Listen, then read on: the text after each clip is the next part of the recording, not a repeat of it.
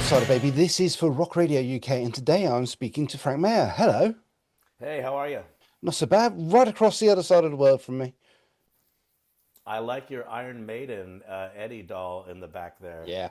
Yeah, I'm one a of my big sons gave me that years I'm a ago. big Iron Maiden guy, so I'm love a it. big Dio fan. You can't really see the. I went to Ronnie James Dio's house, or Wendy Dio's house. Right. I was producing a TV show about the greatest music mysteries, and one of them was like who invented the Yeah. devil sign, Ronnie James Dio or Gene Simmons or someone else. Hmm. And so we went to Wendy Dio's house to interview her about it.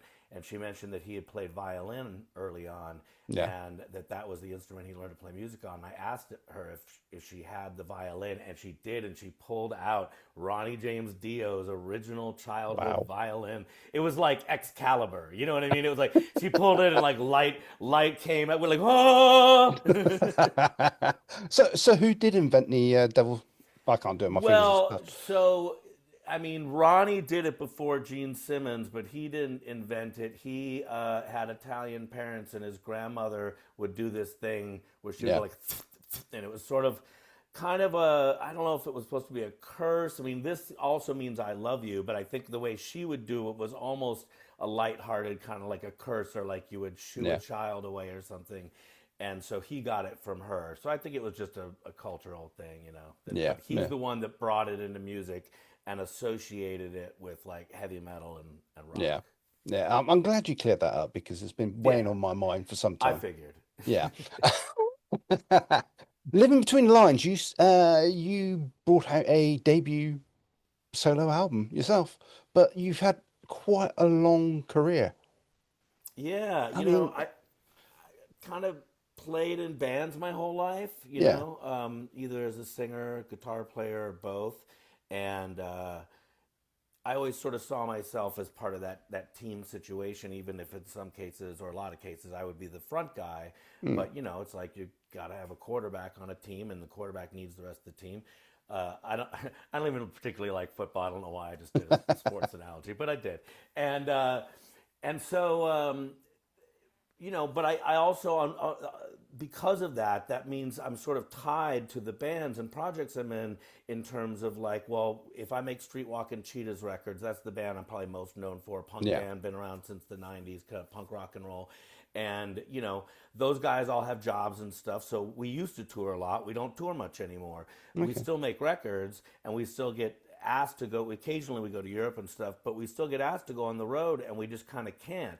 So it's like there's all this material that I've written and recorded that I can't really get out there and play. Then I've got my band Trading Aces in Europe, and that's more of a hard rock heavy metal band.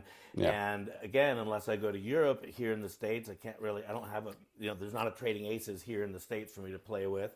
And I've written songs with Eddie Spaghetti and James Williamson from the Stooges and all these sort of different parts of my career. So eventually I thought, man, can't I just go out and play the songs that I wrote? You know what I mean? Like I do these different projects, but I'm always the chief songwriter or one of the main guys. And at some point I was like, I should just be able to go out and play my material. And I also had written a bunch of songs that were a little slicker and poppier, or at least more like in a Tom Petty kind of way. Still kind of bluesy rock, yeah, but like poppier hooks, and I didn't really have a vehicle for that stuff. It wasn't hard rock enough for Trading Aces or Firebrand Chainsaw Rock as the Streetwalking Cheetahs, and it didn't fit on these other projects. And so I kind of thought, well, maybe I should just do a solo record. I'd also made a record with Eddie Spaghetti from the Super Suckers, where it was like Eddie Spaghetti and Frank Meyer, and that was the first time my name appeared on a record okay, outside of being in a band. I kind of liked that. And then I'd written these poppier songs, and I thought, I'm going to make a record that just doesn't sound like my other stuff, a little bluesier, a little more soulful, a little bit more unabashed about the pop hooks. Still a rock and roll record. I yeah, mean, yeah, to me, it's just, like I said, closer to the Tom Petty world than the Stooges, Dead Boys world, or the AC/DC world. But yeah. Okay. I'm not going to say it's eclectic. I love the album. I've been listening to it for the last week, and thank you. I'm just looking at set list there. Blue Radio and Piece of Me are quite unexpectedly different from what I know you for. Yeah, Blue Radio's the one that kind of inspired the album in the sense that, during the pandemic when we were all sort of forced to stay home, Yeah. and a lot of us got furloughed from our jobs and then laid off, and suddenly you're just like sitting around waiting for the world to end. And I was trying not to develop a drinking and drug problem like most of my friends were during that time because they had nothing else to do. So everyone started drinking and, going crazy. And so I was trying to kind of still keep myself on a schedule so that I had some structure to my life and it wasn't just like, well, I've got an undetermined amount of time to screw around, Yeah. and I have no money, so that'll be terrific. So I was sort of giving myself kind of songwriting challenges, essentially. Right. I was reaching out to people like Eddie Spaghetti and other folks, to try to keep making music because we all have home studios. But I was also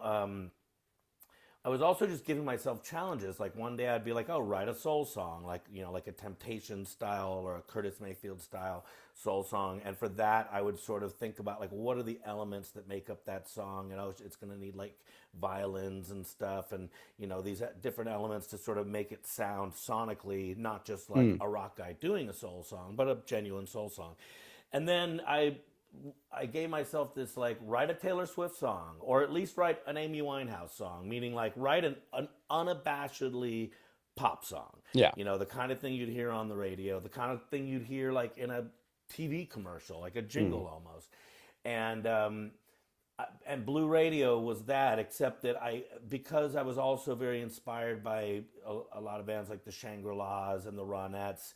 I loved those songs like Remember Walking in the Sand and Leader of the Pack, where it was like the girl, it's all tragedy, but very like poppy and lighthearted. But the girl's like, oh my God, I met this guy and he's so cute, he's so boss, he drives a great motorcycle, but he's wanted by the law and now he's dead, and da na na na, I loved him so, baby, baby, I was like, oh man. So I wanted my song to be this like really happy song about death and tragedy.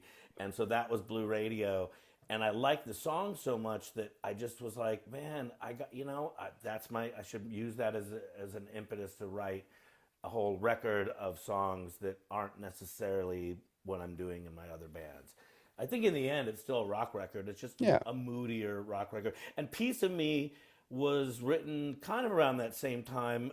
It's a duet with Cherie Currie of the Runaways, and I kind of wrote it thinking about Prince and writing kind of like a soul R&B ballad. But when I did that, when I was coming up with some of the keyboards and guitars, they were very like mysterious sounding, and they didn't sound as retro as maybe a song like that could. Yeah. And so as I was kind of thinking about where that was, musically where that was going, I had a friend who was an aerial dancer. Like she would dance in circles, like Yeah, I know, like I know the ones you mean. Yeah. yeah, like spinning around. Yeah. And so she showed me some videos of what she was doing, and I was like, oh, it's like you're dancing circles in the sky. And I thought, oh, there's a great song title.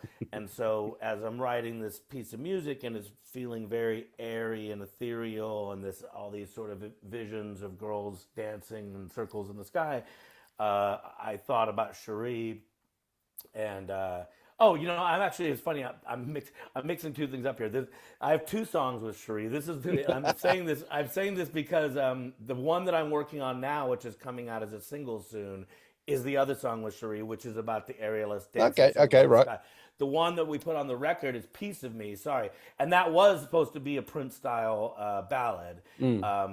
But I started getting it mixed up with the other one. Piece of Me was inspired by Prince, and I brought Cherie on. And it's funny with that one because I was kind of writing it about Instagram and social media and thinking like, you're giving a piece of yourself away like all the time. Like, you're giving the public this view into your life. And at what point do you like get something that you don't share with people, and it was like you give them a piece.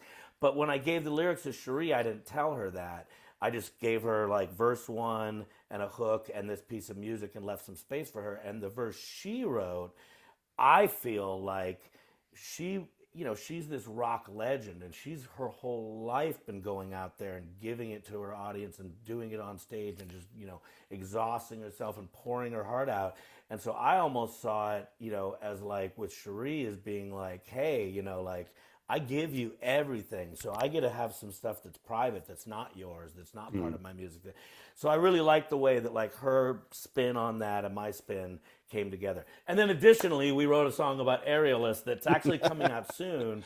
I'm Okay. working on it right now, and it's a single that's going to come out between now and my next record, just to sort of get something else out. Yeah. I did two songs with two really amazing, strong women. One is another song with Cherie Curry, Dancing Circles in the Sky, and the other is with Shauna Potter from a group called War on Women, who are a Yeah. feminist punk band.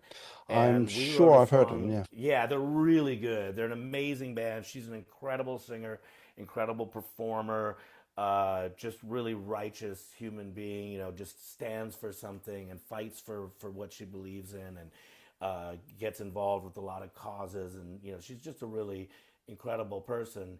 And we really hit it off touring together and did this song called Sex as a Weapon that is sort of like got a Bikini Kill, Runaways kind of vibe to it. So that'll all be coming out soon. I'm always making music, baby. Yeah. And you're playing this very island very soon.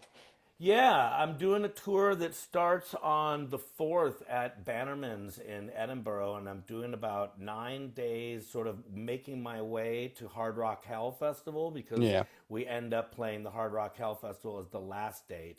And so in between, we're doing Newcastle, and we're doing, London, and we're doing Perth, and, a bunch of shows sort of as we make our way to RRUK Hell.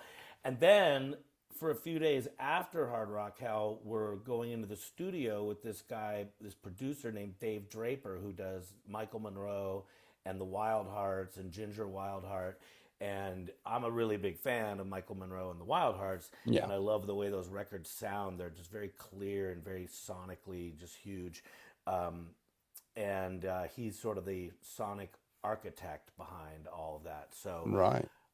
basically I'm making half my album with him in the UK at the end of this tour, half I'll record in LA, but I'm sending him everything and he's going to mix the entire album. So he's producing the whole thing, but Okay. some songs will get tracked in LA and some songs will get tracked at his studio in England.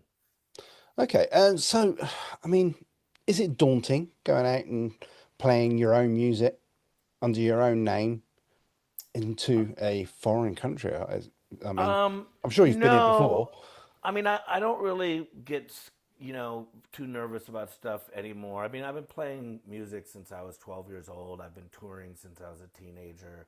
I've toured Europe many times, in the Streetwalking Cheetahs and solo and with Fear. And I was playing with the band Fear for a while, a U.S. Sort of legendary punk band. I was playing with Handsome Dick Manitoba from the Dictators for a while. We toured Europe.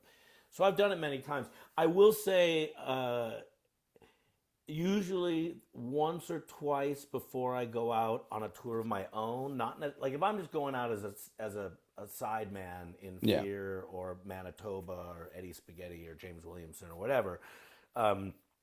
I don't really get nervous about that because I feel like, you kind of have to learn the material, and the material isn't mine, but I'm just going to play it the best I can. So, but when I go out and do my own thing, a tour, especially a tour that I've booked and been very involved in, and very involved in the travel and, all the sort of elements of it. So I'm kind of the guy, you know what I mean? Like I might have a tour manager or something, but he's getting all his information from me, you know what I mean? Right.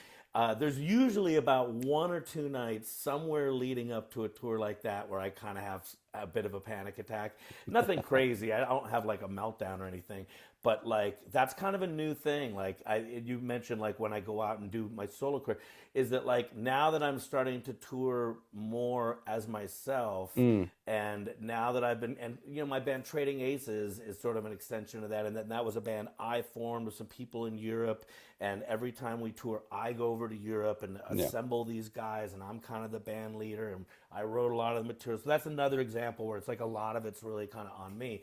I do get like this sort of these nervous little moments where I go like, fuck, like, oh my God, I can't believe I'm fucking in charge of this. Like, I'm so used to just going out and someone else has booked the tour. Um, so that's kind of a little nerve wracking, but it only lasts like maybe, I'll have that moment for like 5 minutes one night. Maybe I have it twice. And then by the time I go and do it, by the time I get on the plane, I really don't stress it. Once I'm there, I get very mellow about everything. Meaning, Yeah. once you go, it is what it is.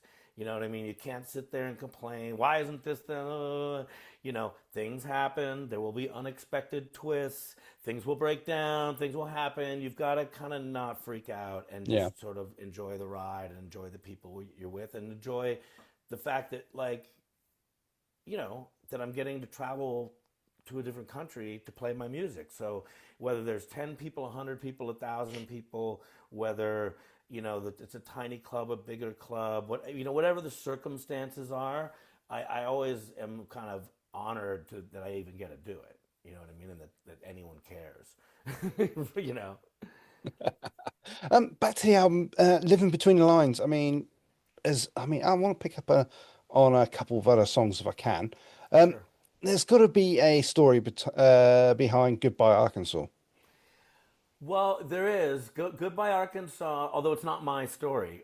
Goodbye Arkansas, there was a restaurant when I lived in Long Beach I used to go to, and there was a great staff there. The reason I hang out at any bar or restaurant is because of the staff. Like, Yeah. meaning if you go somewhere where the people serving you your food and drinks are just really cool and fun to talk to, and you walk in and they remember your name and Yeah. throw your favorite beer right in front of you before you even ask, and you know what I mean? Like, that's the kind of thing where I go like, oh, I like this place. I like to hang out here. It's not necessarily because of even the food or this, that. I like the people. Yeah. And there was this gal named Sydney who worked there, and she just would talk and talk and talk. And one day she told me her whole life story. I didn't ask to hear her life story. She just told me her whole life story. And her whole life story was basically that she grew up in Arkansas and didn't get along with her parents and was kind of a hellraiser, and had trouble at school and had trouble with the law, and sort of told me all these crazy stories involving men and crime and fighting bitches and just all this crazy stuff. And she ended the story and she's like, so I just got in my pickup truck, grabbed all my stuff, said I'm going to Los Angeles, and I skidded out of there, looked in the rear view and said, goodbye, Arkansas. And I never looked back. Frank, what you having? You having another beer there? And so I just remember thinking, Goodbye, Arkansas. That is a great, great title. And so I ran home. A lot of times I would just jump on my phone and text, not text, but write myself a note and start thinking the lyrics. And I started writing it down, and it was loosely based on her story. I wasn't worried about it being like super factual, but I wrote it kind of based on what I remember. And a few days later, I had made a demo of it, and I played her the demo, and thinking that she would be like super honored. You're like, oh my God, I can't believe you wrote a song for me. And she just looked at it like, what? And when it was over, she goes, that's not my story. That's not what happened to me. You got it all wrong. And I'm like, well, I wasn't supposed to be like autobiographical. I was just inspired by you. She's like, whatever. So she gave it a resounding F. But I will say it's a song I usually end the set with. I think it's a great song. I always sort of thought of it as like if Kiss covered Grand Funk Railroad or Black Oak, Arkansas, or vice versa, meaning it's kind of got this Southern 70s rock vibe, but it also has that like, Kiss sort of stomp, shake your butt kind of rock and hard rock vibe. So Yeah, and it's also a fun one to play lead guitar on. That's just a song I can just shred over that riff forever. okay, yeah, the guitarist coming at you, nice and strong. The final song, Dead Winter. That's quite an epic track. Yeah, that's this whole album in a lot of ways. Not every song is autobiographical, but a lot of it is. There's fun ones like Partners in Crime is like, what if Eddie Spaghetti and I robbed a bank? There's songs like Blue Radio that are very heartfelt, but it's not really a true story. It's kind of like a story I made up. But then there's stuff like the title track, Living Between the Lines. That is with me and Lisa from the Bell Rays. And and that one's sort of like going back to your childhood home, but now it's empty, and but you sort of see all the memories still in there. That one, Baby Dynamite was about my daughter, and Dead Winter is about my mother who passed away.